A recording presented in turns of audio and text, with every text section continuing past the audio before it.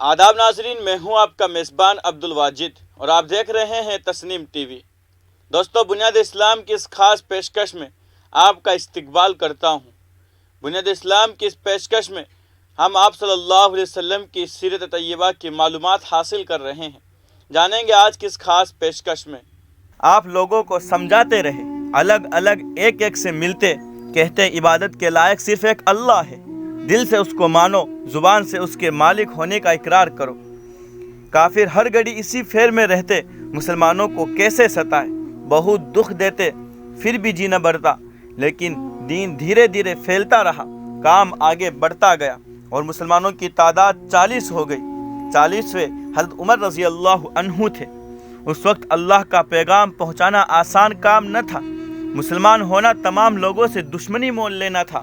مکہ بت پوجنے والوں کا گڑھ تھا، کعبہ کے مجاوروں اور مورتیوں کی حفاظت کرنے والوں کا مرکز تھا۔ سارا عرب ان کی عزت کرتا تھا، ان کو بہت مانتا تھا۔ پیارے رسول صلی اللہ علیہ وسلم نے ان لوگوں سے بات چیت کی جن میں مذہب سے کچھ دلچسپی پائی، جنہیں دیکھا حق کی کھوج میں ہیں۔ عورتوں میں سب سے پہلے حضرت خدیجہ رضی اللہ عنہا، مردوں میں حضرت ابوبکر صدیق رضی اللہ عنہ، لڑکوں میں حضرت علی رضی اللہ عنہ اور غلاموں میں حضرت زید بن حارث رضی اللہ عنہ نے اسلام قبول کیا اور مسلمان ہوئے۔ آپ اللہ کا دین اب تک ایک ایک آدمی کے پاس الگ الگ پہنچاتے۔ ایک دن آپ صفا پہاڑی پر چڑھ گئے، وہاں سے پکارا، اے آدم کی اولاد! لوگ دوڑ پڑے، پوچھا کیا ہے؟ آپ نے کہا، تم لوگ مجھے سچا سمجھتے ہو یا جھوٹا؟ سب نے ایک ساتھ جواب دیا، آپ سچے ہیں، آپ امانت دار ہیں، ہم آپ کو صادق اور امین کہتے ہیں۔ آپ نے کہا، دیکھو میں اونچائی پر ہوں، دوسری اور بھی دیکھتا ہوں، تم پہاڑ کی تلی میں ہو، تم کو دوسری اور کی خبر نہیں۔ اگر میں تم سے کہوں کہ ایک فوج صفا پہاڑ کے پیچھے تمہاری طاق میں ہے تو تم یقین کرو گے؟ سب ایک ساتھ بولے، ہاں، کیوں نہیں، ضرور ضرور، آپ سچے ہو، آپ کبھی جھوٹ نہیں بولتے۔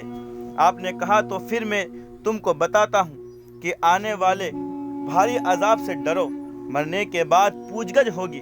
میں تمہیں دنیا میں کوئی فائدہ نہیں پہنچا سکتا، مرنے کے بعد کوئی حصہ نہیں دلا سکتا۔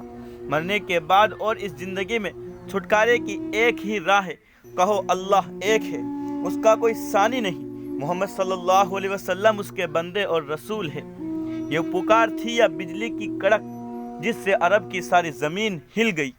نبی ہونے کے بعد آپ صلی اللہ علیہ وسلم 3 سال خاص لوگوں کو سمجھاتے رہے۔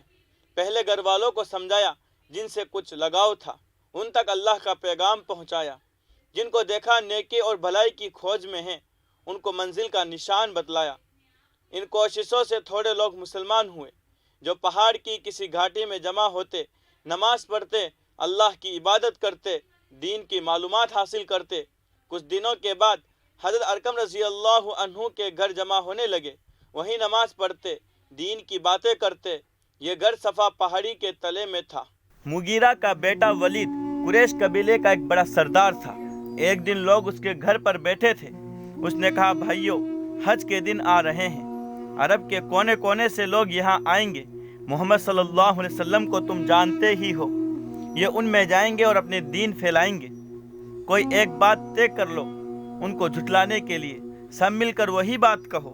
ایسا نہیں کہ کوئی کچھ کہہ رہا ہے اور کوئی کچھ، اور ان کو جھوٹا ثابت کرنے کے بدلے تم خود جھوٹے بن جاؤ۔ لوگوں نے کہا، ولید تم ہی بتلاؤ۔ اس نے کہا، نہیں، یہ نہیں، پہلے تم لوگ کوئی بات طے کرو، میں سننے کے بعد کچھ رائے دوں گا۔ آج کی اس خاص پیشکش میں بس اتنا ہی۔